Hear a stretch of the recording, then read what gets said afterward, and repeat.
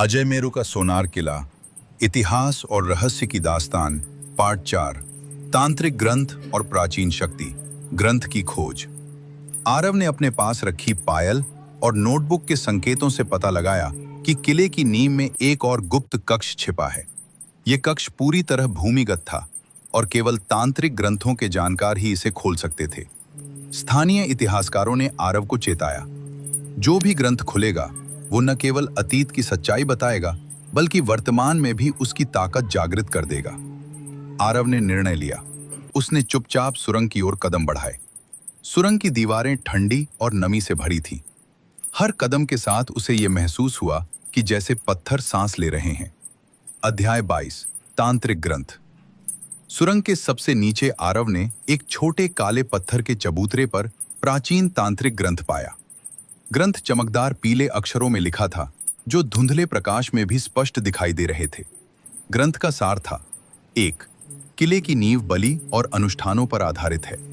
2. सूर्यमाला जैसी आत्माएं केवल आधे मुक्ति प्राप्त कर सकती हैं। 3. असली शक्ति ग्रंथ में छिपी है। जो इसे पढ़ेगा वो न केवल किले की आत्माओं को नियंत्रित कर सकता है बल्कि खुद भी उनमें फंस सकता है।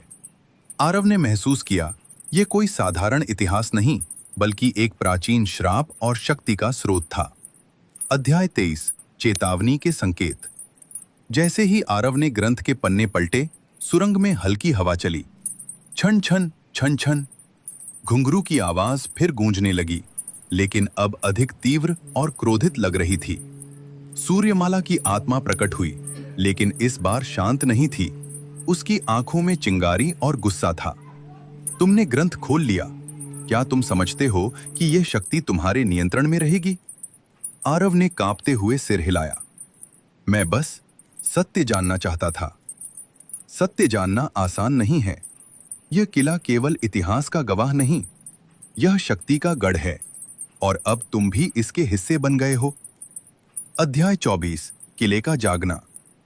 जैसे ही सूर्यमाला ने शब्द कहे, किले के चारों ओर दीवारें कंपने लगीं। पत्थर टूटने लगे। सुरंग की छत से हल्की रोशनी बाहर आ रही थी। आरव ने ग्रंथ को जमीन पर रखा। पन्ने अपने आप खुलने लगे और प्राचीन मंत्र हवा में गूंजने लगे। किले की नींव में दबे हुए दूसरे आत्माएं, जो कभी अज्ञात थीं, धीरे धीरे प्रकट होने लगीं। कई छोटी छोटी आकृतियां सफेद वस्त्रों में घुंघरू की आवाज के साथ आरव के चारों ओर घूमने लगीं। अध्याय 25, निर्णायक पल। आरव ने महसूस किया, अगर उसने ग्रंथ पढ़ना जारी रखा तो वह किले में फंस सकता था और उसकी आत्मा भी श्रापित हो जाएगी।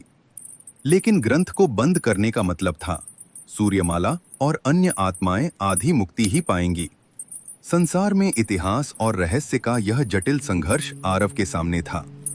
धीरज रखते हुए उसने निर्णय लिया।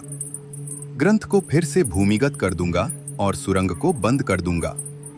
जैसे ही उसने ग्रंथ को स्थान पर रखा, सूर्यमाला की आत्मा हल्की मुस्कान के साथ गायब हो गई और बाकी छोटी आकृतियां भी शांत हो गईं। किला फिर से शांत हुआ। अध्याय 26, नई चेतावनी। आरव बाहर आया, लेकिन किले की हवा अब भी अजीब थी। स्थानीय गाइड ने कहा, कभी कभी रात के समय हम अभी भी छन छन की आवाज सुनते हैं। किले की आत्माएं पूरी तरह मुक्त नहीं हुई हैं, केवल संतुलन कायम हुआ है। आरव जान गया, किला अब भी जागृत है, लेकिन इतिहास और रहस्य के बीच एक नाजुक संतुलन बना हुआ है। क्योंकि जब तक तारागढ़ किले की नींव में बलि और शक्ति का रहस्य है, तब तक यह किला केवल सोनार किला नहीं बल्कि भूतों और रहस्यों का गढ़ बना रहेगा। मैं कहानी का अंतिम और सबसे भयानक मोड़ लिख दूंगा, जहां आधुनिक दुनिया में भी किले की प्राचीन शक्ति फिर से सक्रिय हो जाती है और आरव को अपने जीवन के लिए संघर्ष करना पड़ता है।